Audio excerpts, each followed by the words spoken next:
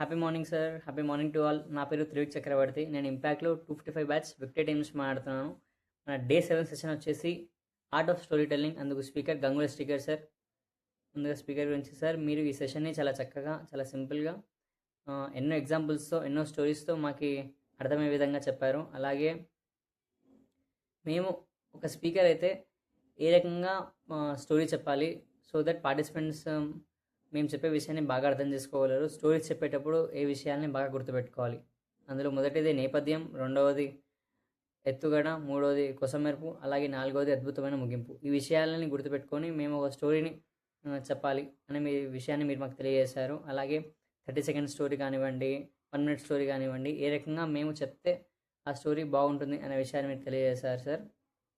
అలాగే మీరు ఈ సెషన్లో చాలా కామ్గా, కూల్గా ఒకే లెవెల్లో తీసుకెళ్ళి according to the story up and downs తీసుకొని మాకు చాలా చక్కగా ఎక్స్ప్లెయిన్ చేశారు సార్.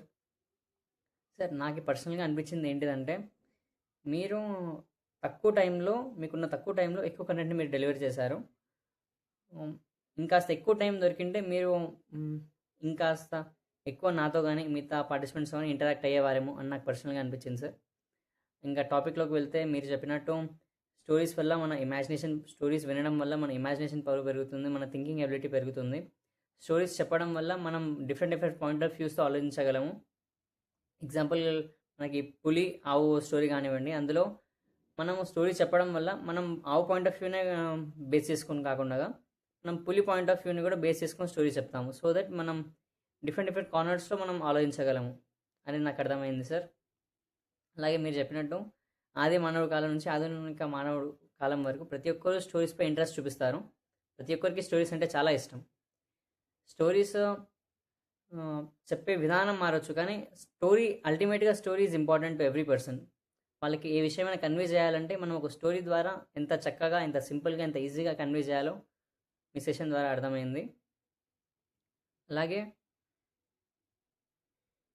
నాకు బాగా నచ్చిన విషయాలు ఏంటిదంటే, ఎడ్యుకేషన్ విత్ ఎంటర్టైన్మెంట్ అనే టాపిక్ మీరు చెప్పారు. అలాగే ఒక చిన్న పాప తన బస్ మిస్ చేసింది తన ఫాదర్తో టైం స్పెండ్ చేయడానికి అనే స్టోరీ చాలా మంచిగా అనిపించింది సార్.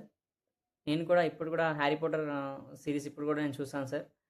స్టోరీస్ అనేటివి నాకైతే పర్సనల్గా చాలా ఇష్టం. నేను స్టోరీ బుక్స్ రీడ్ చేస్తాను. మీ యొక్క సెషన్ చాలా వండర్ఫుల్గా అనిపించింది. Thank you for this session.